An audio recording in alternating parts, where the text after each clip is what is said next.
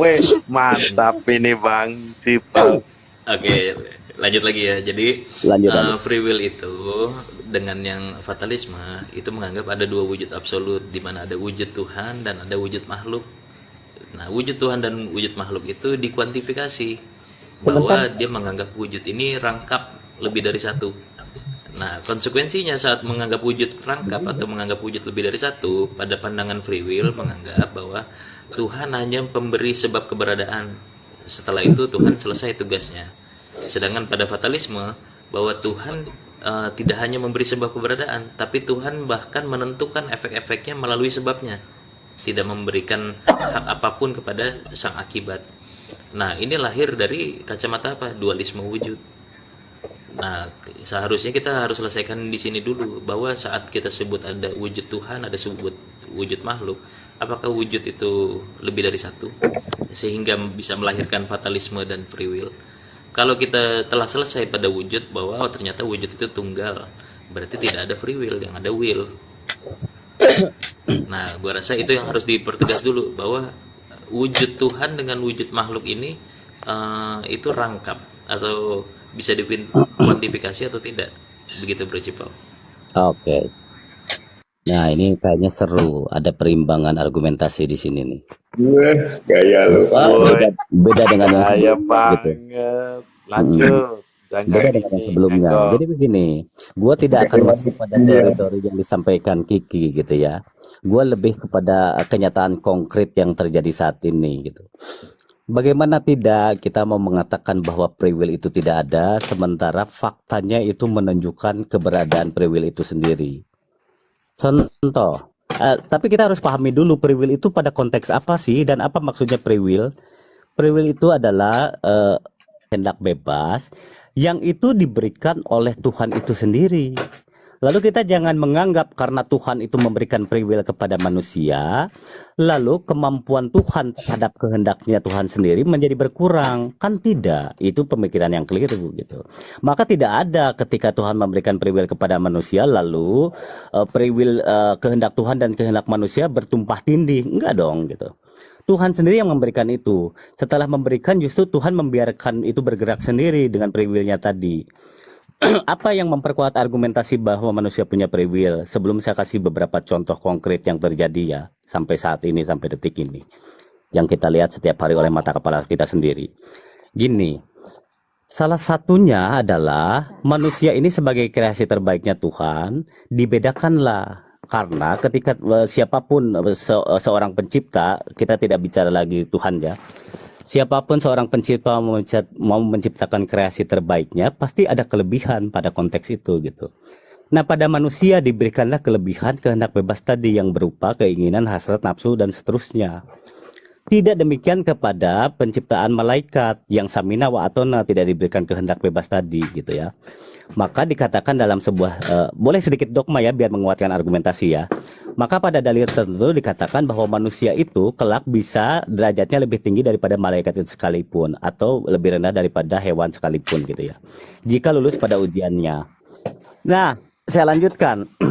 Pada konteks free will ini, ketika free will ini sudah diberikan oleh Tuhan kepada manusia, ya, maka Tuhan pun tidak membiarkan itu berdiri sendiri si free will, tidak sedang menjebak.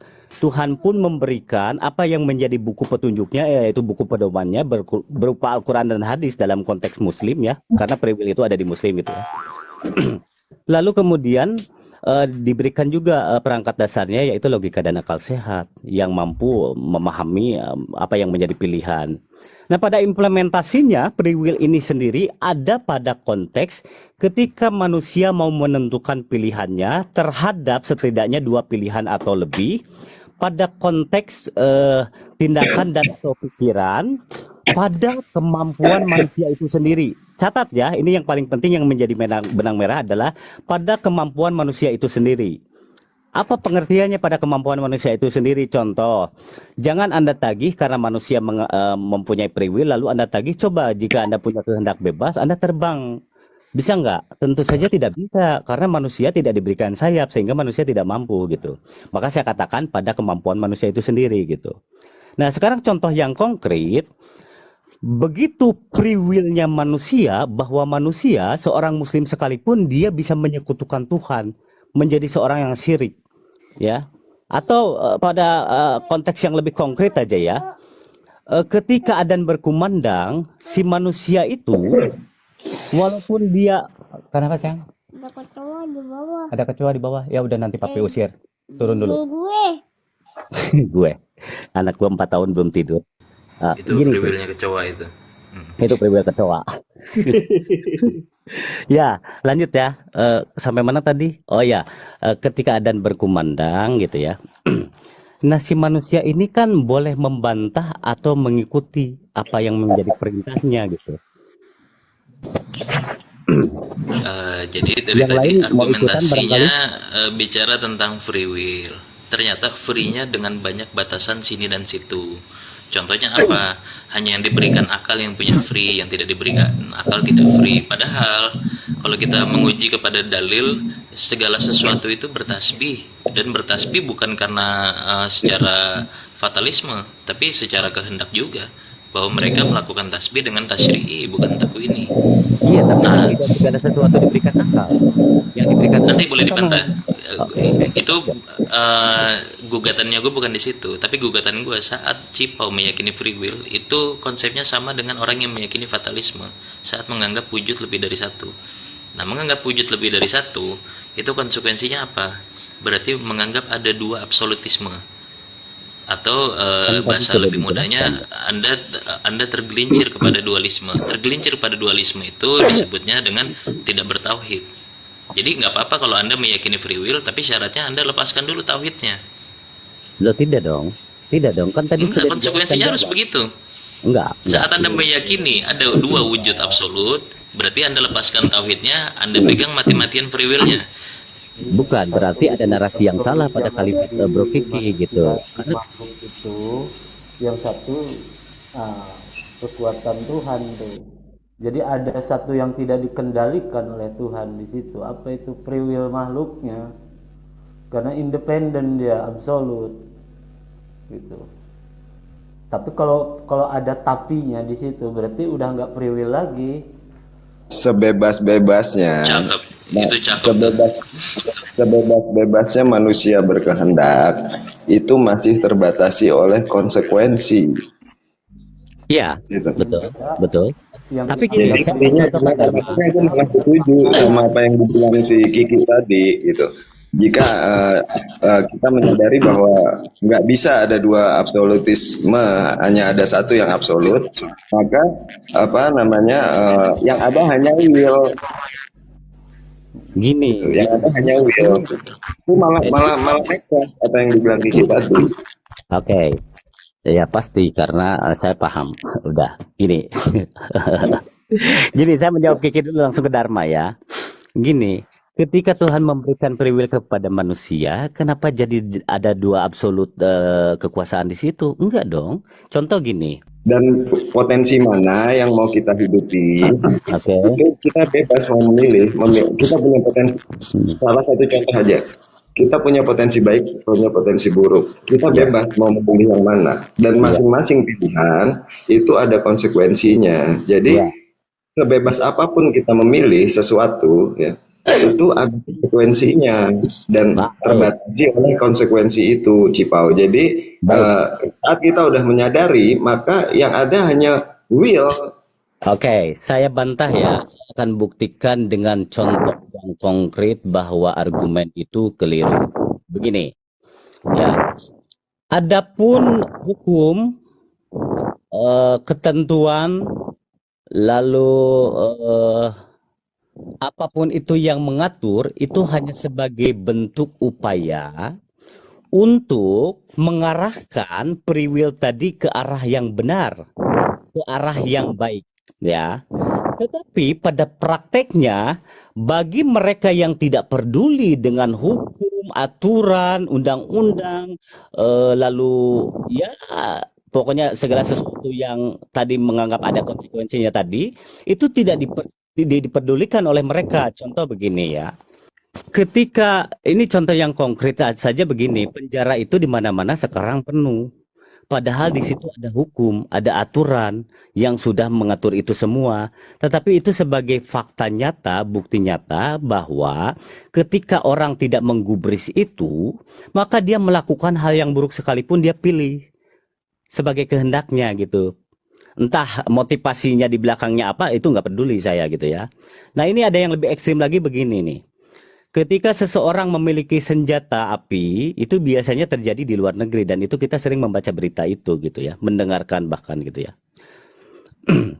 Dia dengan segala kebebasannya, dia masukkan senjata dia tadi ke dalam mobil dan dia pergi ke satu tempat tertentu.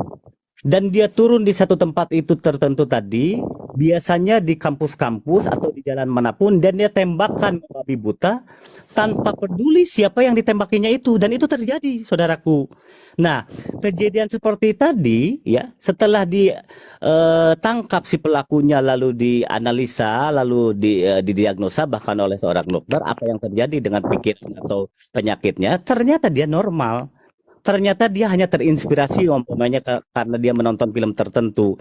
Itu membuktikan bahwa segala konsekuensi aturan dan yang ada tadi yang dibuat tadi ya, hukum dan seterusnya tadi hanya sebagai upaya untuk mengarahkan free will tadi ke arah yang lebih benar. Tetapi Pak, bagi mereka yang tidak menggunakan logika dan akal sehatnya tadi, dia tidak pedulikan itu. Di mana tidak ada free will-nya pada bagian itu coba? Begitu bebasnya dia menggunakan senjatanya menembaki banyak orang, tidak peduli pada konsekuensinya, dia dihukum, bahkan dihukum mati umpamanya. Itu contoh konkret, saudaraku. Silakan dibantah. Gini, jadi saat menggunakan kata free, lalu ada menggunakan tapi itu membuat seluruh kalimat di belakangnya menjadi tidak punya makna. Jadi dia telah menggagalkan free-nya secara otomatis. Nah, lalu kita uji secara fenomenologi. Hukum alam ini cuma dua kan, bahwa kita lahir terlempar kepada faktisitas dunia fakta. Kita nggak pilih kita lahir dari mana, kelamin apa, suku apa, agama apa, kita nggak pilih sejak awal kita dilahirkan. Itu hukum-hukum yang sudah mature ditetapkan kepada kita. Lalu kalau kita dibilang bebas memilih, tidak bebas, karena kita dipaksa untuk memilih.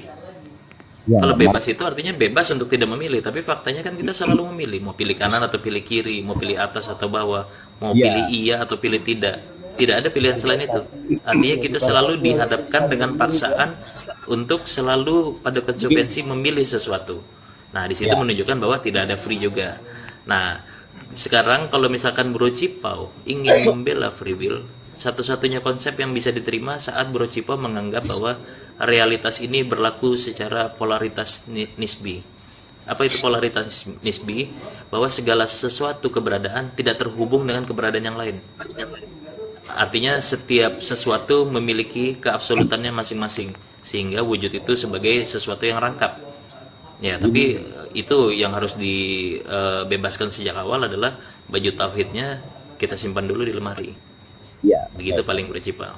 Oke, bahkan dari tadi saya tidak menggunakan baju tauhid itu, hanya menggunakan logika aja dan akal aja. Ini Bro Kiki, sebenarnya kalimat yang dibangun, narasi yang dibangun Bro Kiki itu tidak perlu panjang sebenarnya.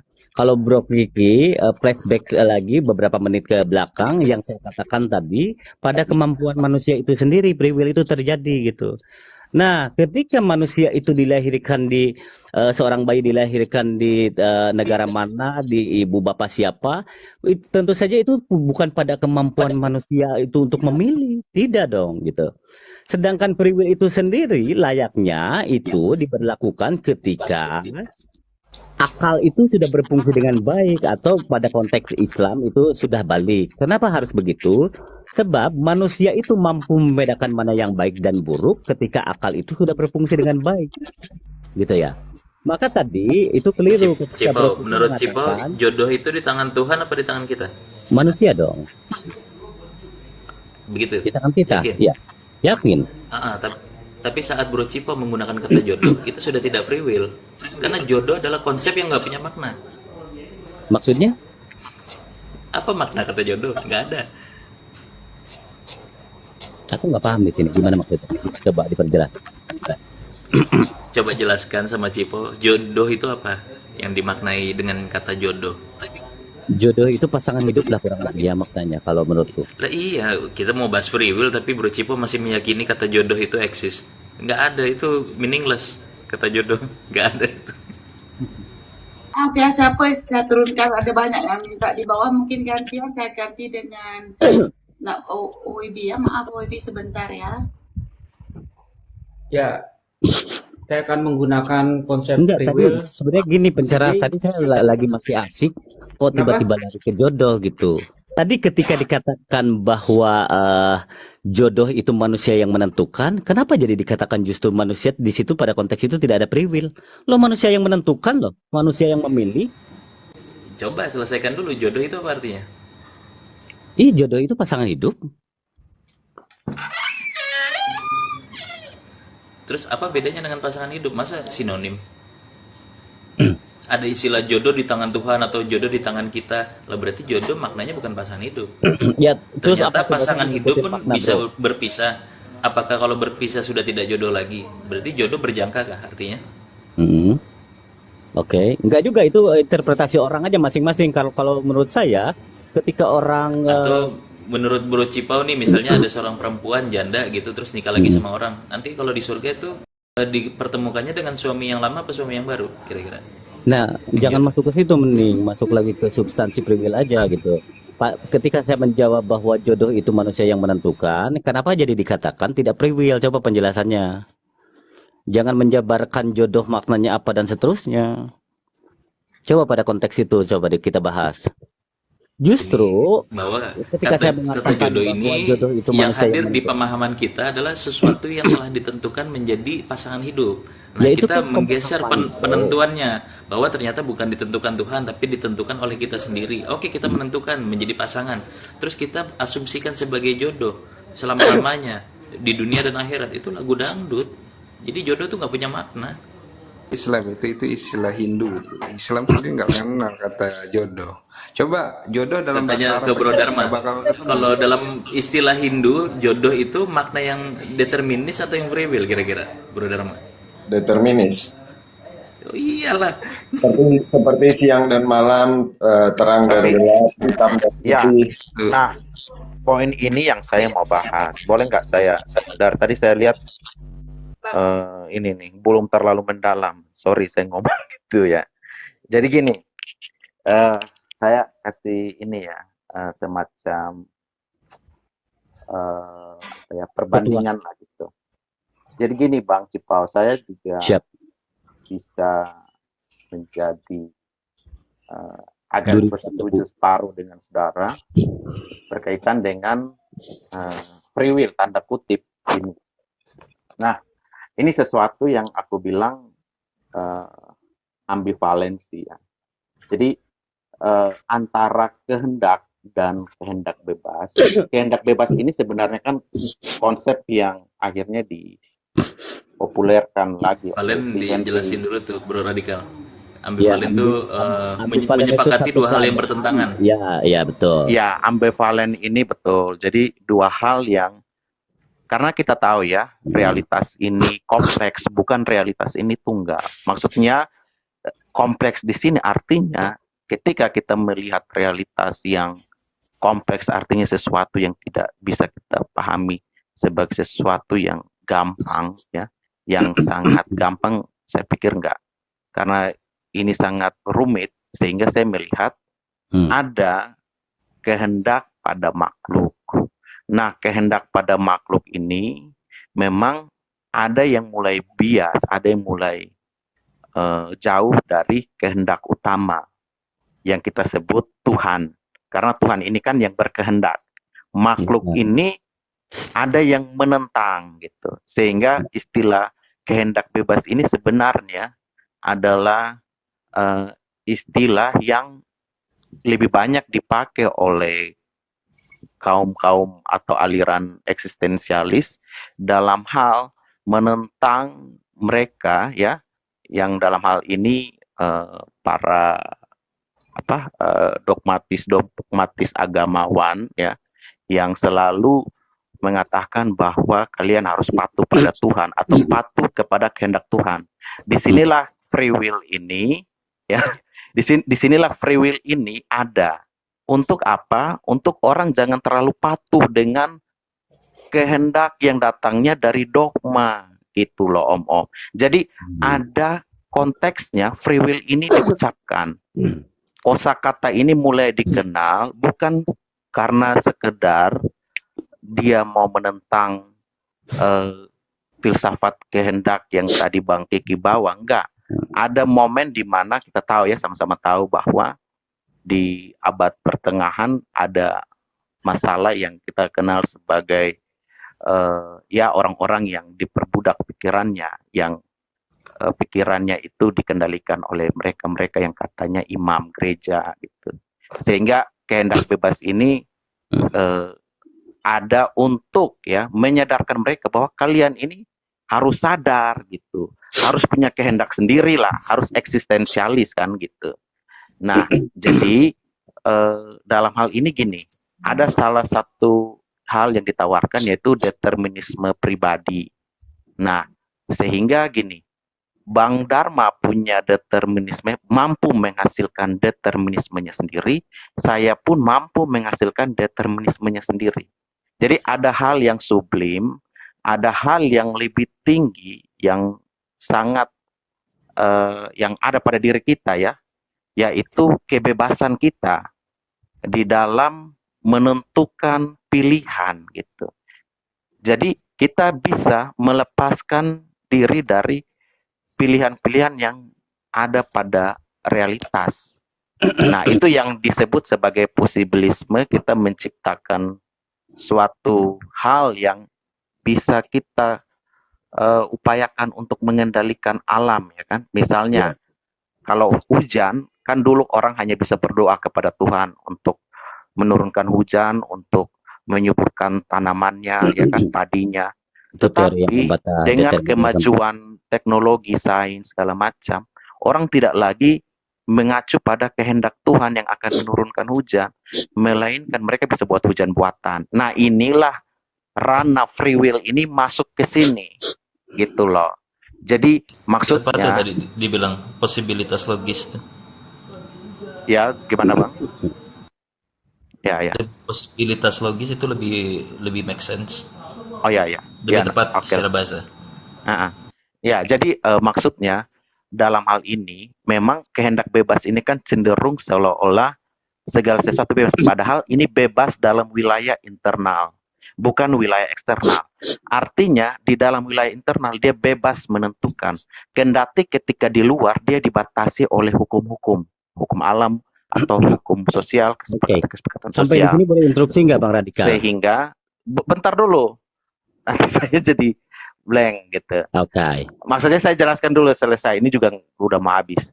Artinya gini Bang Cipau, dalam hal ini kehendak bebas ini mengacu pada apa yang ada di dalam internal kita gitu.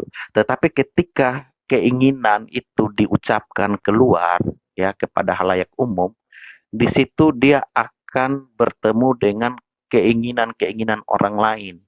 Dan kayak jodoh tadi, Bang bilang ini jodoh abang, tetapi jodoh abang itu pun punya kehendak. Dia bisa aja berkeinginan tidak setuju dengan abang. Gitu. Artinya dalam hal ini abang punya kebebasan, dia juga punya kebebasan, gitu. Nah ini aja dulu. Tetapi kehendak yang dimaksud itu memang pada mulanya ini kepada Tuhan nih. Nanti pada gradasinya ya makhluk-makhluk ini juga berkehendak, ada yang menyimpang dari kehendak Tuhan yang menentang, dalam hal ini si Saiton gitu kan. Kalau Bang Cipau saya yakin dia Abdullah gitu ya, hamba Allah, jadi dia nggak mungkin bertentangan dengan kehendak Tuhannya. Ya itu dulu mungkin. Ya, siapa yang ini? Monggo silakan Bang Eko barangkali. Tadi saya lupa juga jadinya. Kok nggak lo tawarin? Tahu lo sentimen sama gue. Kan tadi lu udah duluan, Bang Eko belum ngomong dari tadi dari mana lu. Sebenarnya gue juga tidak berhak menawarkan. Tadinya kan gue mau ngomong, cuman nggak enak nih yang lain. Monggo.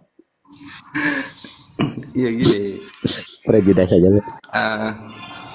Jadi orang yang meyakini adanya free will itu sebenarnya dia sudah mengamputasi kekuasaan Tuhan itu sendiri. Karena ketika kita katakan manusia itu punya free will, berarti Tuhan sudah tidak punya kehendak lagi, karena kehendaknya sudah diberikan kepada manusia. Itu salahnya. Karena Jadi ambivalen, 1 Bang, jam, tadi. enggak, sebentar saya jelaskan dulu sampai utuh ya aja. Gini, jadi 1 jam setelah Tuhan menciptakan bumi misalkan, kalau memang Tuhan memberikan free will kepada manusia, lalu dalam 1 jam itu manusia menemukan teknologi nuklir, dihancurkan bumi, ya Tuhan hanya bisa nonton, nggak bisa berbuat apa-apa, karena free will-nya sudah diberikan, ya kan? Kalau dia intervensi, artinya free will-nya gugur tuh di situ, karena intervensi itu kan artinya dia menggugurkan apa yang namanya free will itu. Namanya kebebasan, ya tidak boleh ada intervensi, tidak boleh ada apa namanya, tidak boleh ada intervensi di dalamnya, gitu. Oke. Nah, sebentar, lanjut, sebentar. Jadi Oke. potong-potong, jadi saya ke distract. Jadi gini, jadi orang yang meyakini adanya free will, ya sama saja dia menganggap bahwa Tuhan itu nganggur, gitu. Jadi setelah dia menciptakan manusia, dia berikan kehendaknya itu sudah diserahkan kepada manusia, kepada ciptaannya, lalu dia hanya jadi penonton, dia nggak bisa melakukan apa-apa, gitu. Nah ini yang menurut saya aneh, kalau ada orang yang beragama tapi kemudian dia meyakini free will. Bahkan seorang ateis saja, ya, si siapa namanya, Albert Einstein, mengatakan Tuhan tidak bermain dadu. Artinya dia juga meyakini bahwa Tuhan itu melakukan intervensi. Jadi dia nggak diem aja. Bukan Gitu. pada konteks tidak bermain dadu, itu bukan Nah, itu pengertiannya. sabar dong, kan dari tadi Anda udah berjam-jam bicara nih, saya belum selesai. Nah, jadi dari situ sudah kelihatan tuh di mana cacatnya orang yang meyakini free will itu, gitu kan. Nah, kemudian bagaimana kalau free will itu tidak ada? Ya, semuanya itu atas kehendak Tuhan, gitu. Bahkan kalau tadi dikatakan oleh radikal bahwa dalam free will itu hanya ada dalam pikiran, enggak. Bahkan dalam alam pikiran kita dipengaruhi oleh sesuatu yang kita tidak pahami. Contohnya, di depan Anda ada teh dan kopi. Lalu Anda berpikir, saya akan memilih teh. Pilihan Anda kepada teh itu juga dipengaruhi oleh hal-hal yang tidak Anda pahami. Misalkan Anda memang dari kecil minumnya teh sehingga Anda tidak memilih kopi. Artinya itu juga bukan berasal dari benar-benar dari free will itu sendiri. Ya, jadi ada hal-hal lain yang jadi bahkan dalam akal pikiran kita juga dipengaruhi pada yang namanya hukum sebab akibat, hukum yang lain-lain lah. Jadi dalam pikiran kita tidak punya free will, free willnya nggak ada, gitu. Yang ada ya tadi itu determinisme itu, ya, bahwa kita hanya bergantung pada ini sesuatu yang sudah alamiah, gitu. Nah, Kehendak itu melahirkan kehendak. Bang Eko, kalau Bang Eko bilang sebab akibat, kehendak itu menyebabkan kehendak atau kehendak itu menyebabkan apa? Kalau kita bilang gradasin, ya, kehendak bisa lalu apa? Menjadi apa? Kehendak, kalau kita bicara sebab akibat, kehendak itu menyebabkan apa? Mengakibatkan apa? Kehendak itu juga diakibatkan dari sebab akibat itu sendiri. Kehendak melahirkan kehendak harusnya. Atau enggak? Iya. Maksudnya saya kurang paham pertanyaannya. Gue boleh nambahin nggak? Gue belum ngomong nih. Oh ya, sorry. Ini Bang Eko lanjut dulu mungkin. Atau Bang Lex sama lanjut. Saya mungkin hanya nanya aja. 2 menit. Oke. Saya belum paham pertanyaan radikal. Saya lanjutkan lagi 2 menit. Nah, sebenarnya determinis free will ini sebenarnya mempengaruhi keadilan. Nah, dalam konsep ketuhanan itu ada namanya keadilan. Keadilan Tuhan itu didasari kepada keadilan kepada makhluk atau keadilan pada Tuhan itu sendiri. Nah, orang yang meyakini free will, Tuhan itu dibatasi oleh keadilan makhluk. Jadi logiknya, kalau Cipau itu setiap hari sholat, dia harus masuk surga. Tuhan nggak boleh tuh punya kehendak apa-apa. Pokoknya kan memang sudah ditetapkan kalau orang yang berbuat ibadah dia masuk surga. Kalau orang berbuat maksiat dia masuk neraka. Gitu. Lah memang begitu. Memang Ya. begitu aturannya. Makanya sebentar saya selesaikan dulu, jangan buru-buru. Enggak, Nah, soalnya kalau sedangkan tidak orang yang tidak meyakini free will, tidak meyakini itu bahwa kehendak Tuhan, keadilan itu bukan terletak kepada keadilan kepada makhluk, tapi keadilan Tuhan itu sendiri. Jadi saya logikakan begini, ada orang dia ahli maksiat lah katakan. Dia anak jalanan, dari lahir dia sudah di jalanan. Jangankan untuk belajar sopan santun, belajar agama, buat makan aja dia harus mencuri. Sehingga sampai matinya dia nggak pernah sujud itu. Lalu dia dihukum atas perbuatannya itu. Dan ada lagi orang yang hidup lahir itu jadi keluarga kiai, kaya raya, nggak pernah susah. Jadi hidupnya itu selalu dalam ibadah. Nah, kalau kita melihat dalam konsepnya free will, yang harus masuk surga itu adalah anak kiai ini. Sedangkan anak jalanan ini meskipun hidupnya sengsara setengah mati di dunia, masuk neraka. Jadi dia dapat 2 neraka tuh, neraka di dunia, neraka lagi di akhirat, gitu. Nah, itu kalau menggunakan konsep free will. Tapi kalau menggunakan konsep bahwa surga itu adalah hak prerogatif Tuhan, bisa saja orang yang hidup di jalanan ini yang justru masuk surga, gitu. Toh ketika dia dilahirkan di jalanan pun itu kan atas kehendak Tuhan juga. Dan orang yang tidak meyakini free will, bahkan ketika dia melakukan hal segala apapun itu juga atas kehendak Tuhan. Jadi dia bisa saja diampuni oleh Tuhan, kemudian dimasukkan ke surga, gitu. Nah, saya tutup dengan perkataan seorang sufi ya. Jadi ini perkataan yang sudah masuk di kalangan sufi. Dia mengatakan begini, ada dialog imajiner antara Tuhan dan hambanya. Jadi Tuhan itu berbicara kepada Fulan, kata Fulan, "Hai Fulan, kenapa saya masukkan kamu ke surga?" Lalu si Fulan ini mengatakan, "Saya masuk ke surga karena saya taat." Oke, baik, kamu akan saya masukkan ke surga. Lalu ditanya lagi, "Berapa lama kamu hidup?" "Saya hidup 80 tahun." "Oke, berarti kamu masuk surga 80 tahun. Lalu si Fulan protes, "Wahai Tuhan, bukankah kamu menjanjikan kita akan kekal selama-lamanya di sana?" "Iya, tapi saya membalas kamu sesuai dengan yang kamu lakukan. Karena kamu melakukan 80 tahun, saya balas 80 tahun. Selama-lamanya itu adalah rahmatnya Tuhan."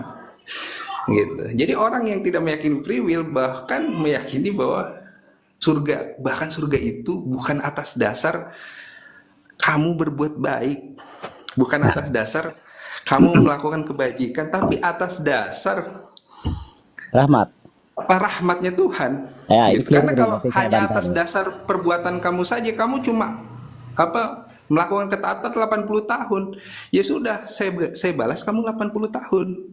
Setelah itu kan setelah saya tuh, kan gitu. Begitupun mungkin ada orang yang melakukan kejahatan di dunia 80 tahun, dia akan dibalas mungkin 80 tahun. Setelah itu ya terserah Tuhan, gitu. Nah, jadi di situ, jadi orang yang meyakini free will, dia telah mengamputasi kewenangan Tuhan itu sendiri. Itu aja, terima kasih. Oke, sebelum Leksa saya sedikit ya, ini penting soalnya biar masih nyambung gitu dengan pernyataan Eko Widodo. Gini, terkait narasi free will Bang Eko, nanti saya bantah seluruhnya karena pemahaman dasarnya sudah sangat keliru gitu. Nah, ini yang terakhir ini saya akan luruskan cara memahami bagaimana hak Tuhan itu bahwa manusia masuk surga dan neraka itu atas rahmatnya. Jadi begini, cara pemahamannya itu kita harus benar-benar menggunakan rasionalitas. Jadi begini, ada dua orang yang tadi dikatakan satu miskin dan hidupnya di dunia selama di dunia amburadul lah gitu ya, tidak mengikuti kehendaknya dan tidak menjauhi larangannya. Yang satu lagi sudah kaya, dia keluarga yang bertakwa. Maka tentu saja ketika kelak nanti di akhirat, segala kebajikan yang si orang kaya dengan segala ketakwaannya inilah yang mengantarkan dia ke surga. Tetapi ketika ada sebuah narasi yang mengatakan bahwa bukan atas kebajikanmu, bukan atas kebaikanmu, bukan atas sholatmu dan seluruh infak dan sodakohmu lah yang membuat masuk surga, itu artinya tidak cukup hanya dengan itu. Tetapi tentu saja Tuhan tidak mungkin tidak logis dalam melakukan perbuatannya atau keputusannya. Nah, pada dua kandidat tersebut, tentu saja si orang yang kaya dan bertakwa ini akan dipilih Tuhan untuk masuk surga. Lalu peran rahmat di sini itu pada bagian mana? Gini, nah di sini poin pentingnya agar tidak salah memahami lagi. Poin pentingnya itu adalah yang terkait rahmat Allah itu begitu superiornya surga, sehingga sesungguhnya jika si manusia yang kaya tadi dan bertakwa tadi pun tidak memiliki dosa sebut saja, maka sebenarnya belum layak dengan segala kebaikan kebajikannya selama di dunia untuk mendapatkan surga. Sebab kalau boleh saya analogikan dinilai 1 sampai 100, poin manusia setinggi-tingginya dengan tanpa dosa sekalipun hanya 10. Sementara surga itu nilainya itu 100 gitu. Maka kalau 90-nya bukan pada rahmat Allah atau bukan pada kebaikan Allah, ya, maka seluruh manusia yang baik sekalipun tidak akan pernah masuk surga. Tetapi tentu saja pada konteks pemilihan, pada kandidat tertentu yang harus siapa yang masuk surga, tentu saja yang menentukan itu apa yang sudah diupayakan manusia selama di dunia terkait kebajikan dan kebaikannya tadi, Mas Eko. Gitu, rahmat Tuhan itu pemahaminya pada konteks itu. Bukan serta-merta bahwa kan Tuhan punya hak prerogatif, tentu saja punya.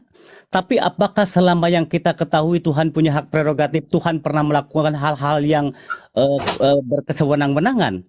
Kan tidak. Tidak Tuhan lakukan itu. Sebab agama itu bukan saja logis, Tuhannya sendiri pun logis dalam segala penciptaannya dan tindak tanduknya.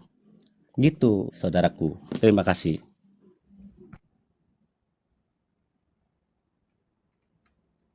Prolexa. Yo, assalamualaikum warahmatullahi wabarakatuh. Waalaikumsalam. Malam tadi. Jadi menurut gue juga pernah berdebat sama Cipo masalah free will ini.